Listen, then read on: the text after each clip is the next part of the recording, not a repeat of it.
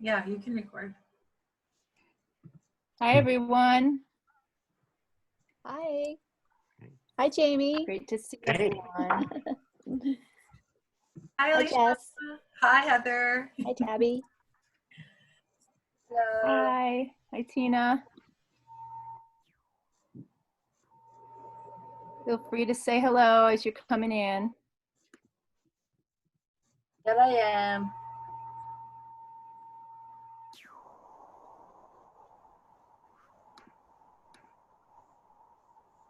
So welcome, everyone, to the AIHM Friday Wellness Webinar.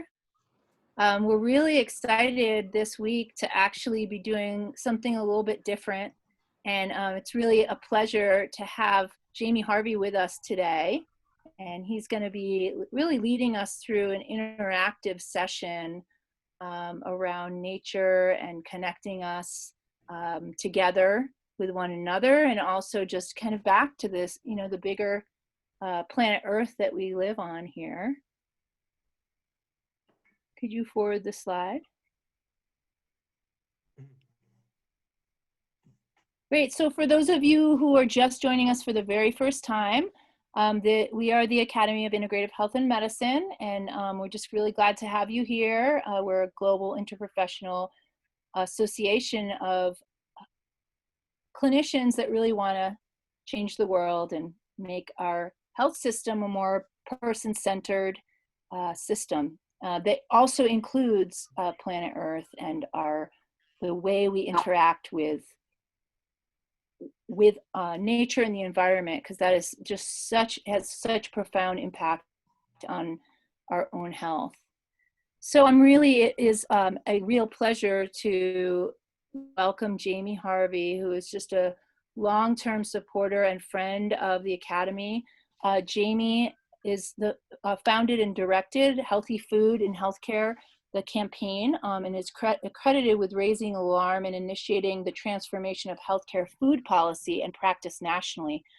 He was selected as the Bale Local Living Economy Fellow in 2018 for really, along with other visionaries and strategic connectors from across North America, and has been working at the forefront of building healthy, equitable local economies, underpinned by the regenerative capacity of the natural world around us. He's a contributor to the textbook of integrative medicine and to the recently published climate change textbook of Health of People, Health of Planet, and Our Responsibility. And he offers trainings and presentations across the globe and has consulted for clients, including the Blue-Green Alliance, City of San Francisco, the Austin Health Commons, and the Chinese Environmental Protection Agency. Jamie lives in Duluth, Minnesota with his wife and dog Lucy. And it's just such a pleasure to have you with us here today, Jamie, and really exciting too to have a format that is really more interactive. Usually we have the webinar where, you know, it's just us kind of talking. And so I really appreciate when Jamie asked if we could actually do something where we were all connecting more deeply. So Jamie, welcome. Great, thank you so much, Tabby, and thanks, Jess and Nicole, for helping put together the technology and the logistics for this. It's always a great feeling to be back in my home of the Academy. So, and it's so lovely to see some familiar faces already on the screen. And it's a little new doing this little sort of Zoom webinar chat. So we're going to do some interactive. I'm going to show some slides at the beginning. And what I hope I can offer are some tools and some ideas that we can take back to our homes, to ourselves, and to our clinics. And I'm always happy to kind of speak with someone afterwards to kind of explore some ideas you might have and help you think through how they might be tailored or fit for a community that you represent.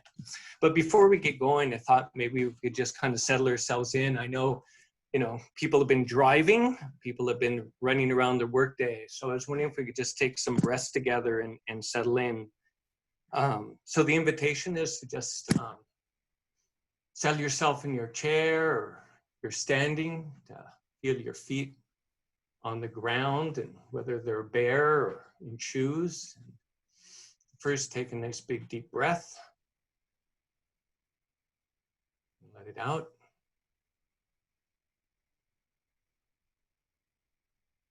And another. In and out. As you continue to breathe, just kind of loosen any of those knots in your body and feel yourself connecting to the earth. Feel your energy moving down deep into the roots, the earth of the trees, and deeper, deeper into the soil. And now if you can imagine your energy moving off above your head into the sky, amongst the birds,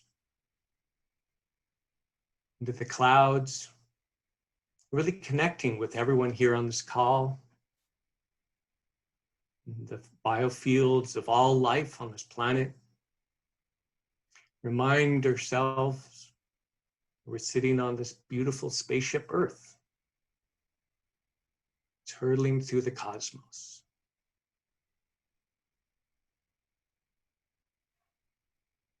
Another breath. Settle in and welcome.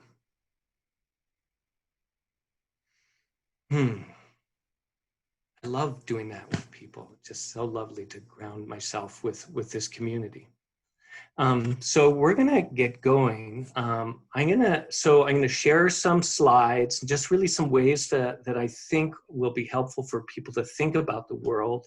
A couple of questions. We're gonna break into some breakout rooms. We're limited a little bit for time, I recognize that.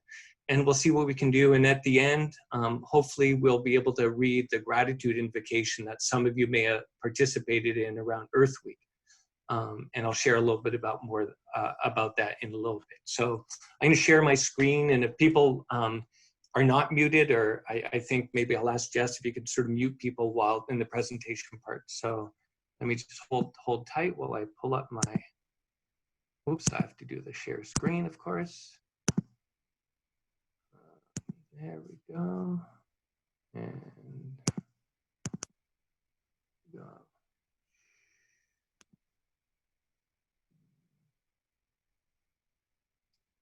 Presentation mode. I did it before.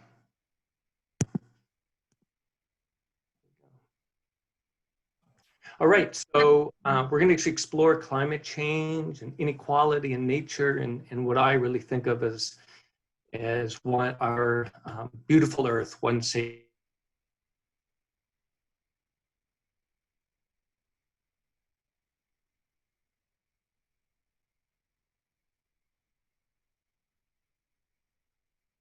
this was a photo taken from the first Apollo space launch.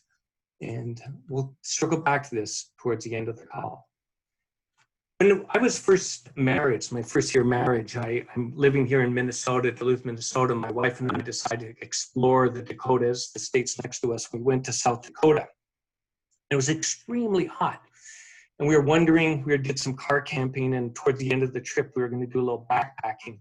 And during the whole time there, we saw signs, and the rangers were always saying, if you're concerned about rattlesnakes, just look out for prairie dogs, because rattlesnakes go where the prairie dogs are. And my wife, she's a pretty tough woman, and she's not irrationally fearful, but I will say she has a healthy, extremely healthy respect for rattlesnakes. And so the last 2 days of the trip, we did some backpacking, and we were in about 5 or 6 miles, essentially really too far to return around. And I knew her eyes were looking out for these prairie dog motels where they congregate. And we came around the corner, and there's some campers coming out, some backpackers coming out. And they said, "Oh my goodness, you will not believe what's up ahead.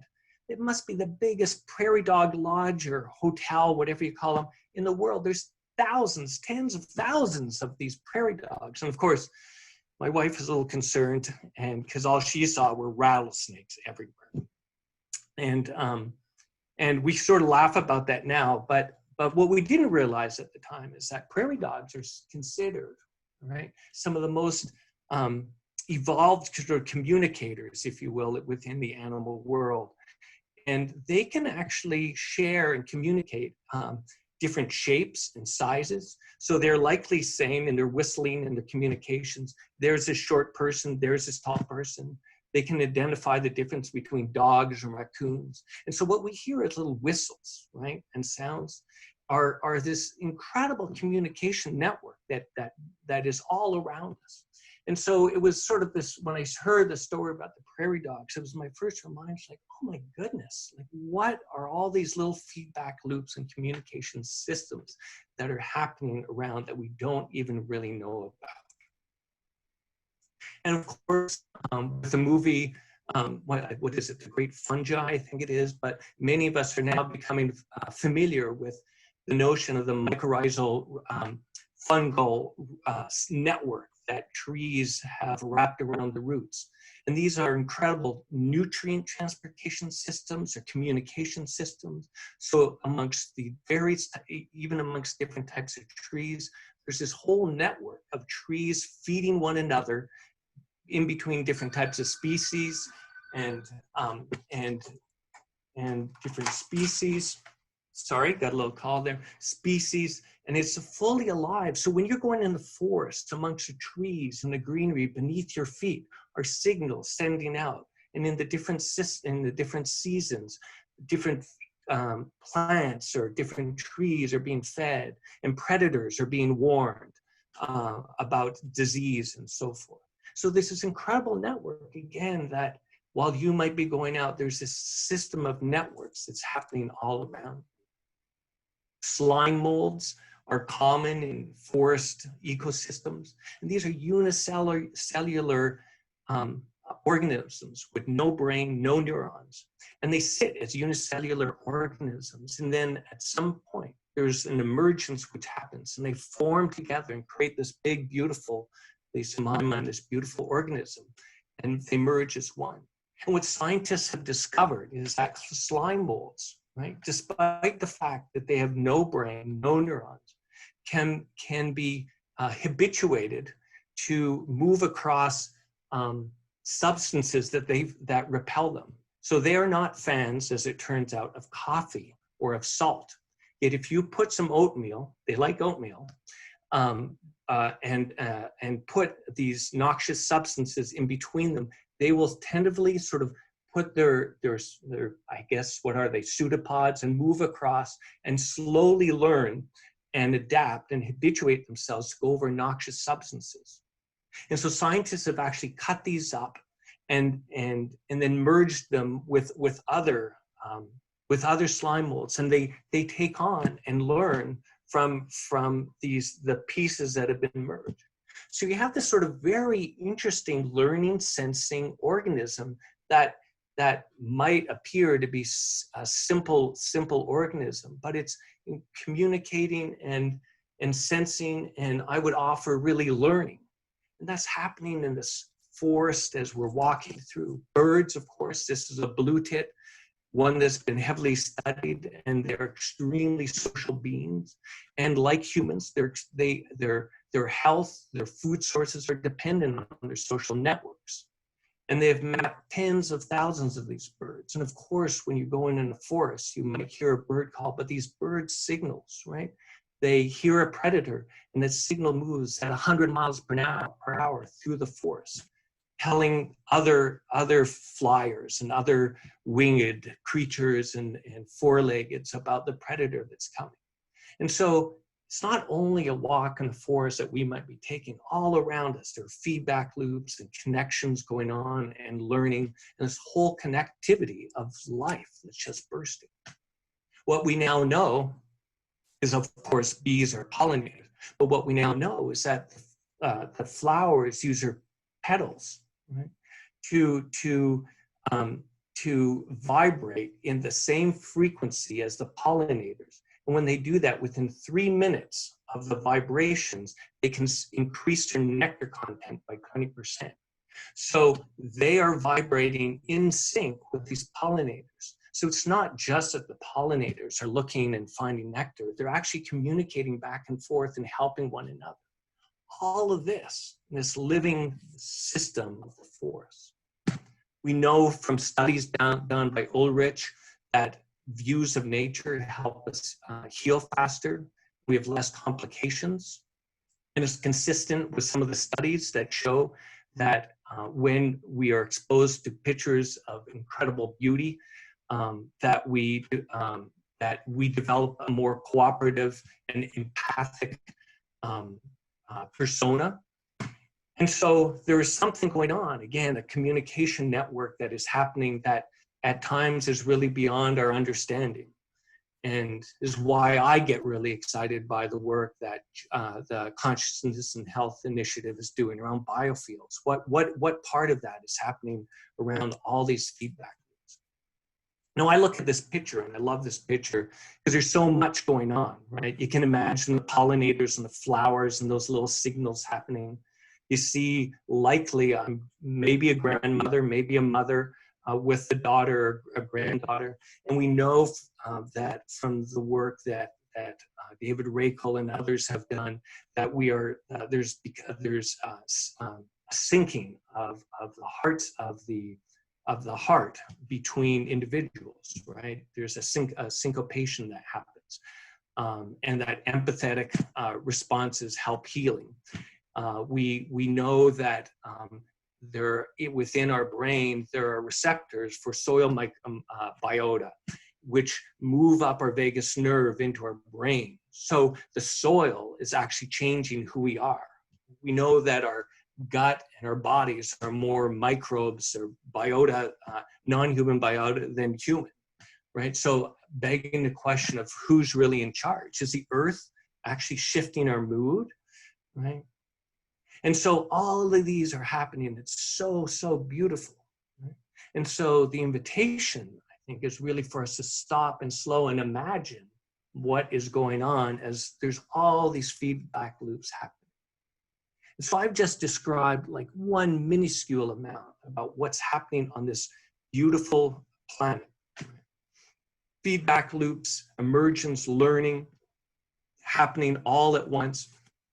And what is interesting actually is there's a science called complexity science, which describes what is happening.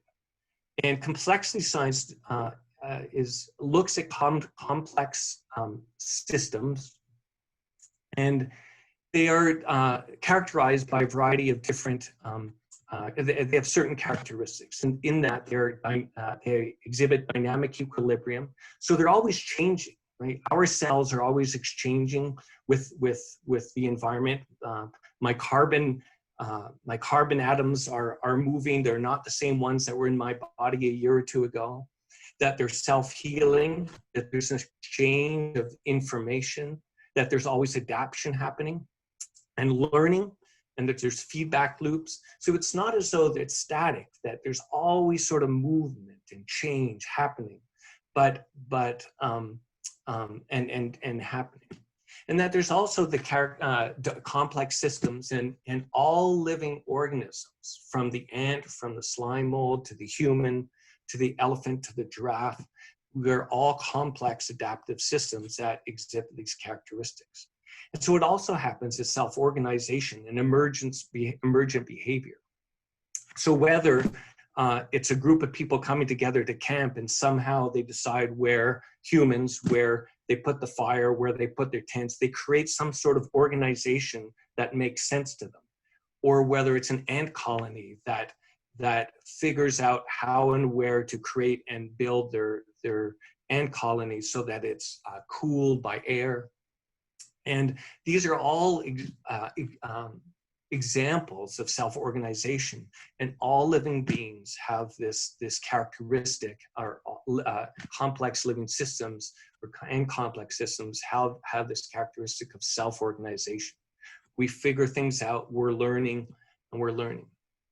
As well, nonlinear tipping points, meaning that at some point a shift can happen and the system changes. And that's what some scientists are predicting around what will happen around climate change and the ocean currents. and where life on Earth or human life will be dramatically impacted because at one point, suddenly equilibrium is shifted and it will reorganize into a new dynamic equilibrium. And so similarly, small changes can create large events. And so we don't often know what has caused an event within the system, but, and it can be small or large. And so small things happen, and we've seen that, likely you've seen that with some of your patients and so forth. And so these are holistic attributes of complex living systems, and they, another characteristic is that they're fractal. There's often fractals of the whole. So there's the whole, and all the parts are sort of subparts of the whole, but with no hierarchy of value.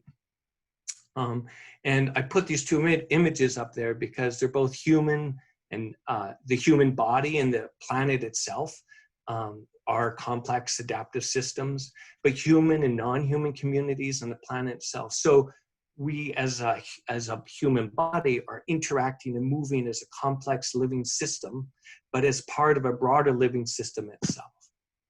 Isn't that, like, there's something beautiful about that, right? And I can go on, but I'm trying to paint a picture because when we look at the various models, public health models, we're familiar, I think many of us, with the ecological model of health, or the socio-economic model of health, or there's a well-being model of health that the University of Minnesota has done, or that the VA has developed their, their wholeness model. And I think in doing this work over the last 15 years with healthcare, I think something what struck me was in all of these, I understand why the human, right, was always put in the middle, right?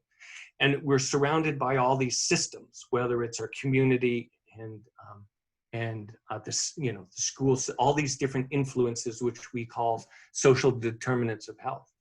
But it offered that it's gotten us into some problems, and actually in the time of existential threats from climate change, from inequality, from plastics in the ocean and so forth, that we need to flip that model, because our Earth, our planet, is really our life support system. And when you look at complex and living systems, there's such a beauty about that. And again, I think for those of you who are healers, healthcare practitioners, you can understand, and if at some point, and maybe every day, sit there and say, oh my goodness, the beauty of the human body for self-healing and so forth. And what is it that connects, that sort of holds this energy? And I'd offer that really at the core is something that we call, that is really a spirit or oneness. Some people may call it God, but there's a beautiful energy that connects us all from the cosmos to the earth, through our communities and our planet. So my offering and my invitation is for us to start thinking differently about our models of health, and that maybe we should put the core, the essence at the core, and use that as a model, because not only does it fulfill sort of what the ecological model offers, but it also connects us more broadly to the reality of being alive on a living planet, right? So this is what I call my living systems model of health. I would love to have a graphic designer help me show it shifting and moving, and the arrows there, because again, this planet itself, our life support system, is moving through the cosmos. So it itself is dynamic and moving, and I would love to see these greens moving back and forth. But I think in this existential crisis, we have to start thinking differently. And I'd offer it's at the core of our transition forward to create not only healthy people, but healthy communities and a healthy planet. And I was, for the fun of it, I was looking back at the Academy core values, and you can go to the AIHM website and see these. I just pull them up. What you see actually is exactly what I've described. These values are characteristics of complex living systems. It's just what I described. So the healing power of love, right? To meet the patient with grace and kindness and love is the planet's most powerful healer. That's the essence. That's the essence of spirit connecting us all. To think of the person as a whole person, right? That's again holism, seeing the person, but as part of a bigger whole. I'm jumping around here. Relationship-centered care.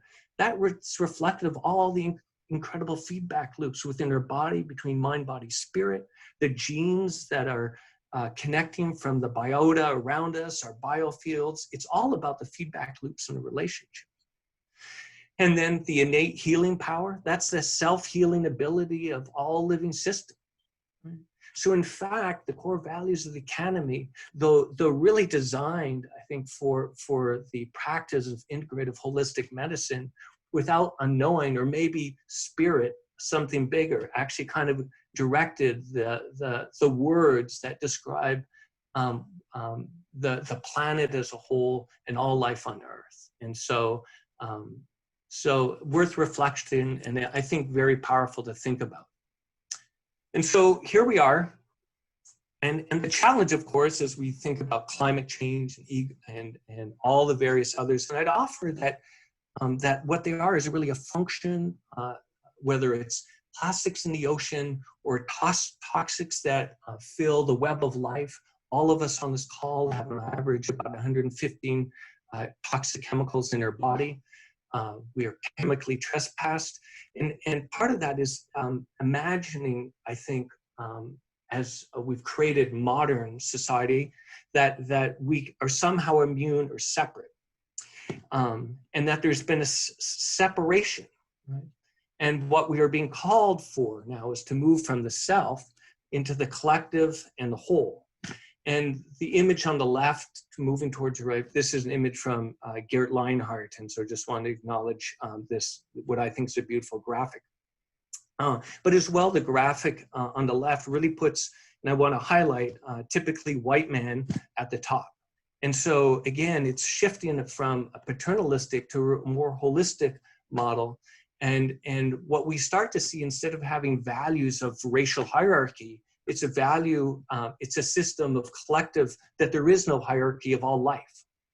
So hierarchies of human value on the left, which is what we're in the midst of, as we see, as we're starting to have a national conversation, moving towards a holistic model of life as whole and fully valued. And so I know we're in a time of COVID, and it's been difficult if you're a parent and have children, and you're trying to figure out how we move forward in educating them and their school systems. It's challenging. If you're a healthcare practitioner and if you're in the southern states right now, my heart goes out and thank you for the work you're doing, because you're getting overwhelmed. But I'm actually in this incredibly hopeful place, because we have a lot of work to do, but I believe in emergence, that something can happen, and the science tells us that it can. And so you see this incredible work that's happening around the globe. And it's this movement for the Bill of Rights for nature, right? The idea that nature can have standing in courts. This was an example from Lake Erie. These are youth in our town of Duluth, Minnesota, standing out on a rainy, lousy day, asking their city councilors and elected officials to stand up and fight for climate justice. Powerful, powerful. This, I was going to say my spare time, it actually took a fair bit of time. I organized a plastics campaign to really transform. It wasn't, people called it plastic campaign, but it was really to help engage our city in a conversation about what a different worldview might look like for a community. How can we create a living economy? And this is the power of people coming together. There are 3,000 names. You can see the tiny font, 3,000 names on a petition. This is a town of 8,000 in Duluth, and we brought that up in the city council chambers. And so there's work that's going on, and we see the incredible outpouring where white allies are now standing up And it's as though a veil has been lifted about the incredible racial injustice and history within this country. And so I'm actually very hopeful because it's in the challenge and the difficult conversations that we grow and learn. And so that's part of being a complex living system. I'm just going to do a little time check. Ooh. So we're gonna move into a little exercise here for a minute. I know I've been speaking quickly, but I just sort of wanted to take a breath. And okay, we're going to move into an exercise. And so this is I was pausing through one of my favorite authors is Joanna Macy, and I recommend you read some of her work if you're interested in some of what I've been sharing. But she was sharing the example of John Seed, who is a deep ecologist, and how language is really important in helping us think and move forward, and shifting our worldview, because at the core, that's what we have to do, from this idea of human-centric to life-centric. So John was sort of talking about how the word "I'm protecting the rainforest" is something that maybe some of us on the call are doing through funding or whatever. And his argument was that what if we shift the language to start thinking of yourself as part of the rainforest? And so instead of saying "I'm protecting the rainforest," it's that I am part of the rainforest, right? Or I am the rainforest protecting myself.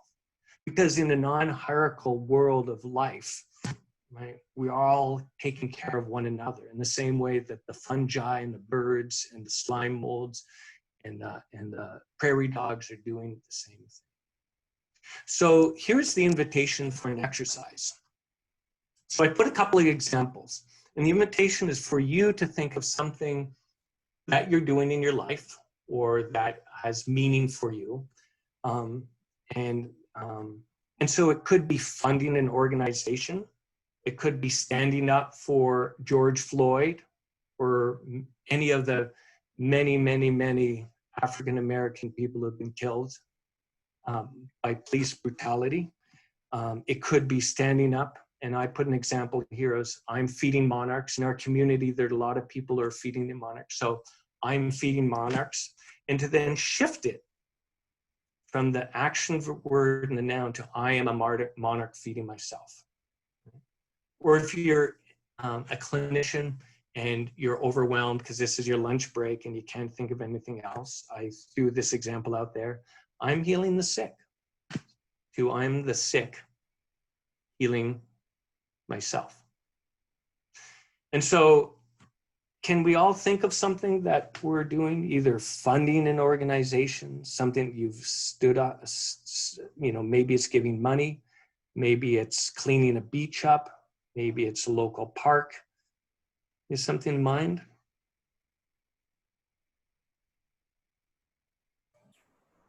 Are you inviting people to unmute themselves and share? Actually, maybe, no, I think what we'll do is we're just going to put people into some rooms right now, Jessica, right? So we're going to put you into some rooms and we're going to give you, where are we, what time? 8 minutes, or you just let me know? Let's do 6 minutes. Okay. And if you're feeling overwhelmed right now, you can just sit and listen to the conversation, but the invitation is, this is a little experiment, and it may not go well and may go beautifully, but to take something that you're thinking about, right, and to just shift, just to shift the language, to consider yourself as part of what you're doing. Does that make sense?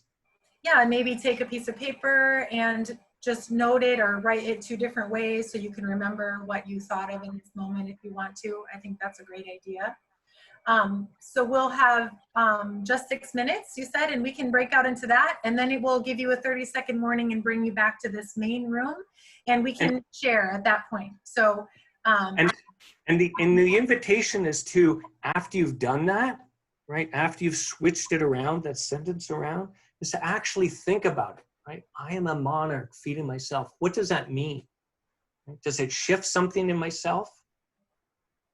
Do I think it's silly? Does it give me a different way of looking at things? Do I learn something? So it's a little exercise we're going to do. So let's, Jessica, if you can now move. That now? Okay, excellent.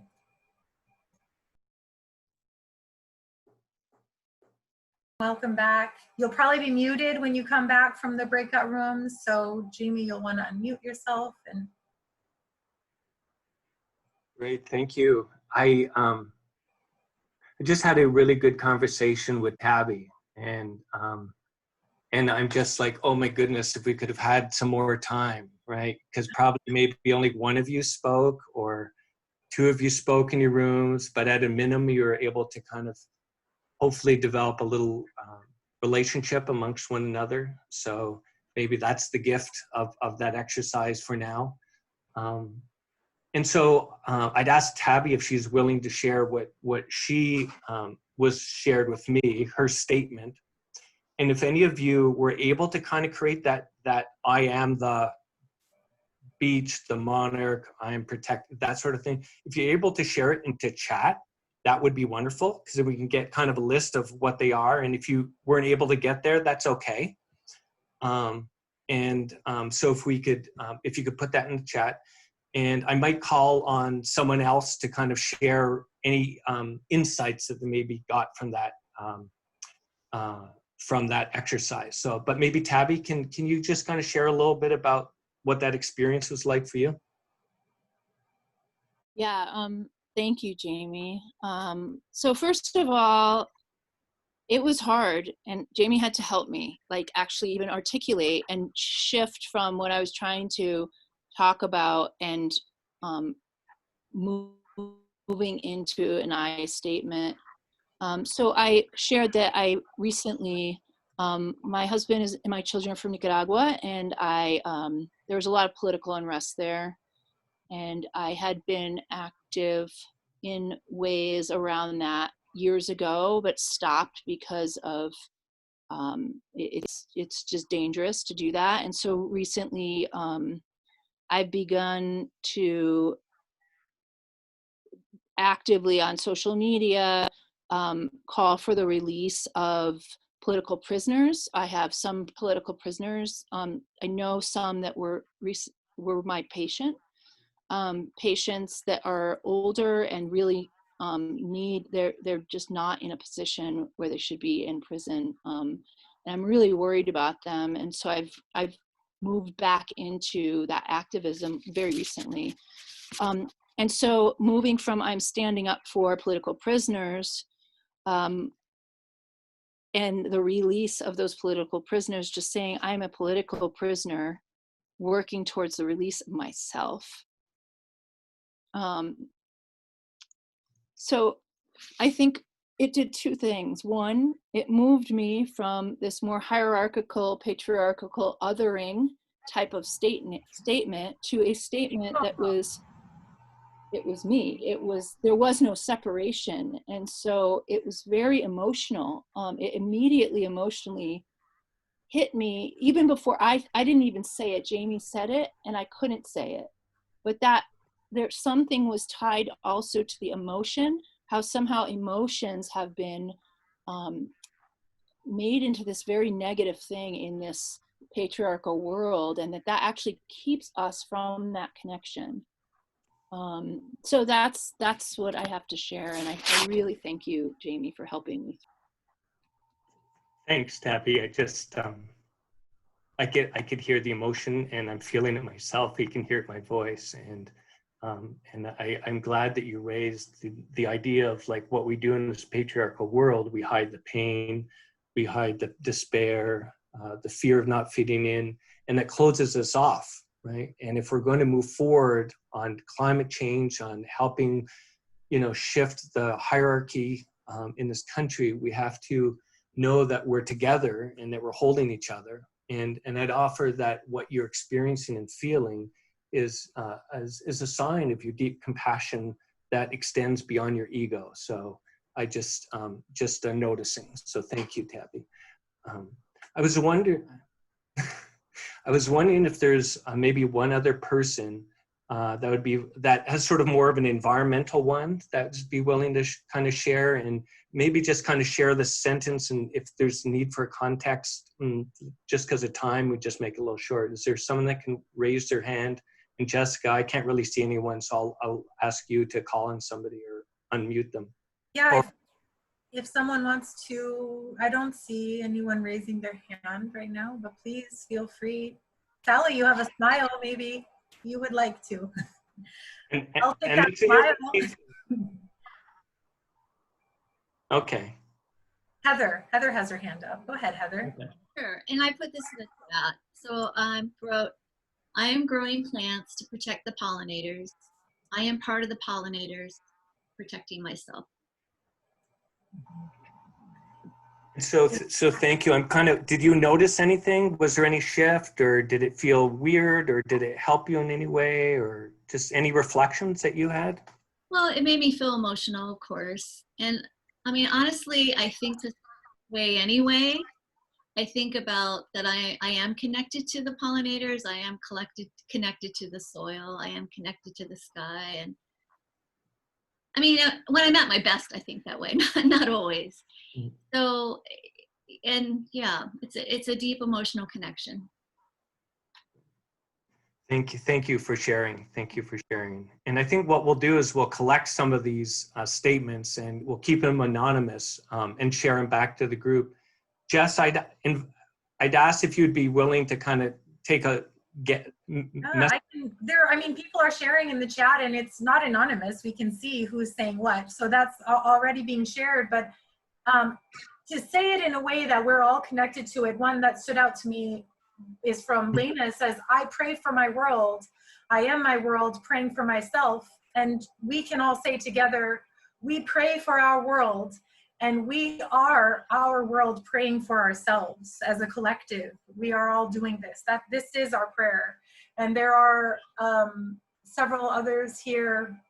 Heather shared, Rashida said, I am helping the community. I am the community helping myself. I love trees. I am the trees loving myself. And those are some of the ones that I've gotten so far. Thank you. So if we imagine that that's who we are, we are all political prisoners. We're all trees, we're all soil, and we're all doing this together, right? With all of those. So I just thank you for that. And we'll collect these and sort of pluralize these, but it's an offering to think of ourselves as a community, all that's all connected as one, that we're trees, we're pollinators, we're everything, we're micro life forms. And we're all working to keep our home safe and alive. So thank you, everyone. Thank you. Can I ask a question? Sure. If I'm there, but how do I move from having the slow feeling that I'm not doing enough or moving fast enough? I'm learning about the bees. I'm taking a course on that. And when you spoke about the flowers vibrating to the bees, I nearly wanted to jump. So how do I move to feel as you are describing, the other participants are explaining? I can't get to that. I don't feel that I can get to that because I'm so slow in this, my progress still. Right. So thank you, Tina. So I don't know if I have an answer for you. I do know that this exercise was very rushed, So, and maybe we can set aside a time when we have a little bit, do an hour and a half sometime, Tabby, or I don't know, we can set aside, and part of this is unlocking, right? And unlocking, and so I think there's a bit of time going on, and I'm going to share a few other tools the rest in the last 5 minutes or so, but I would just I think explore a little bit more, just think about, maybe do that exercise, and but it's not as though there's a prescription for this, because we have to move some of this, moving from our minds to our hearts, and it's sort of it's really a slowing down. I hear in your question the heart there, right? but we're all enculturated in Western thought. If we're all on computers, that's how we're enculturated.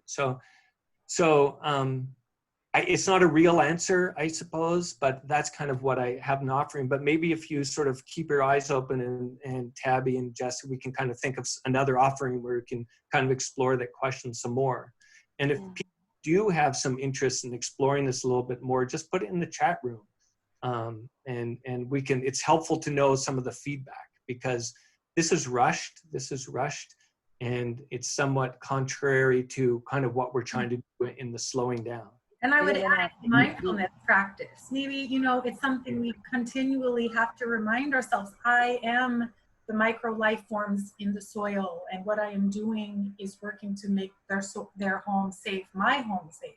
But see, I messed up there. Like we're not seeing the world that way. That's not how we've been raised or taught, or how our society works. But just taking moments of mindfulness and practicing shifting our minds to look this way can be a step, I think, in that right direction, and a tool we can practice. So I find this so helpful.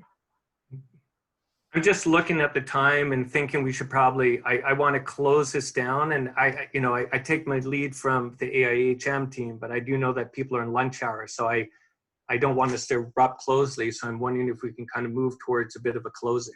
Is that? Absolutely, this is great. Mm-hmm. So I'm gonna, where the heck are we? Slideshow. While you do that, I must just tell you that it's nighttime in South Africa, and it's perfect time. Can take all your time. We finished working. I'm free too. I know there's some people on this call. So,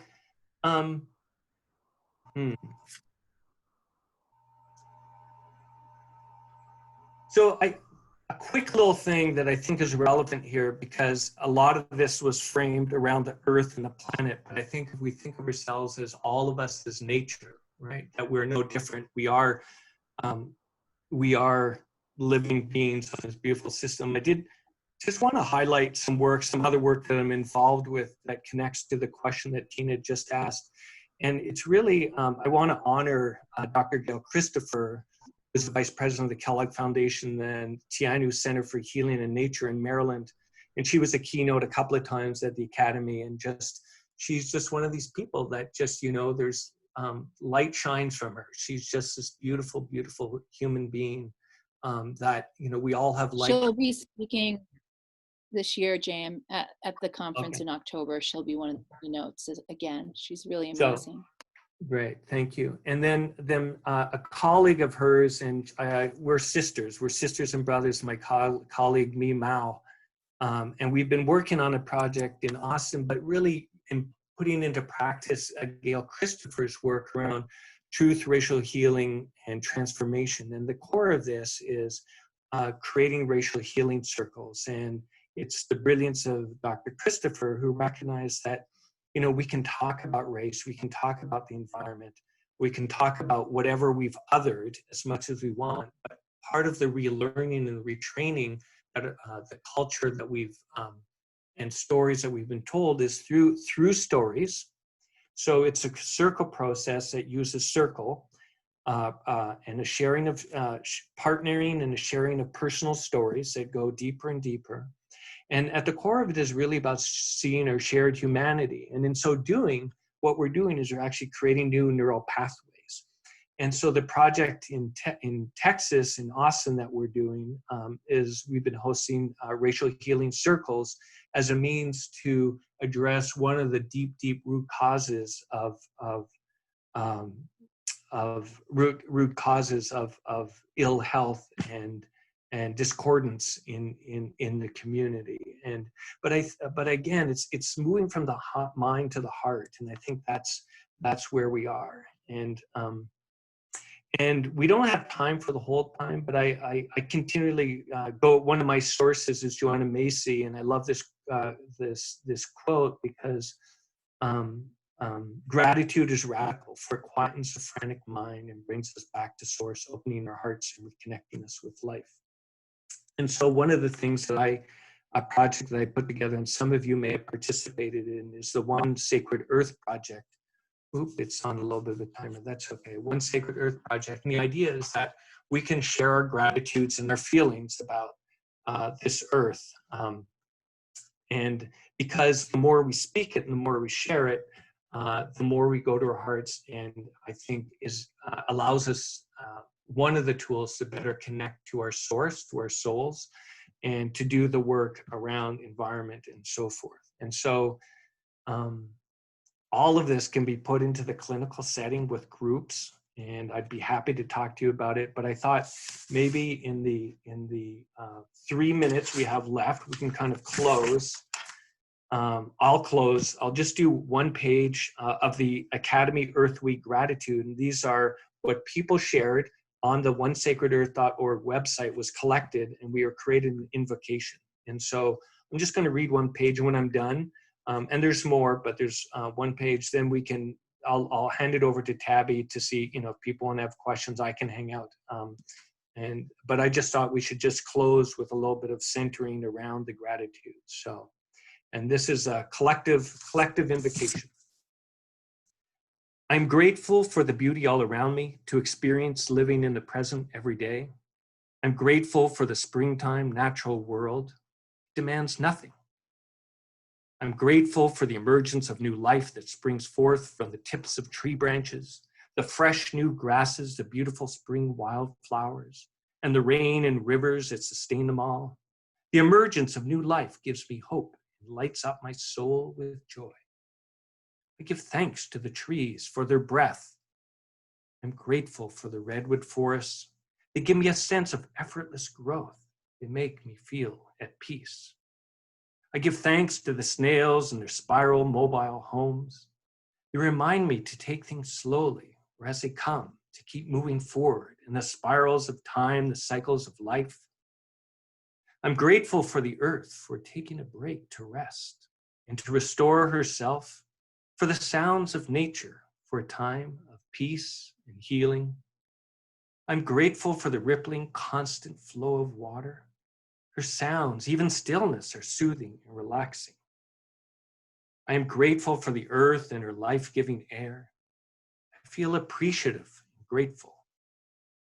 I'm grateful for the resilience and interdependency that nature demonstrates. I'm grateful at how powerful I feel as part of the natural network. I'm small and yet a child of the universe, with an important role as does everything around me. I'm grateful for wide open spaces, high mountain peaks, and the changing of the seasons. They ground, center, and connect me, remind me of both my significance and insignificance and my place in the natural order of things, calm and free. Thank you. So those are the words of a whole community and friends of the Academy that were put together. And at the end of this slide, there's a link to the full gratitude invocation.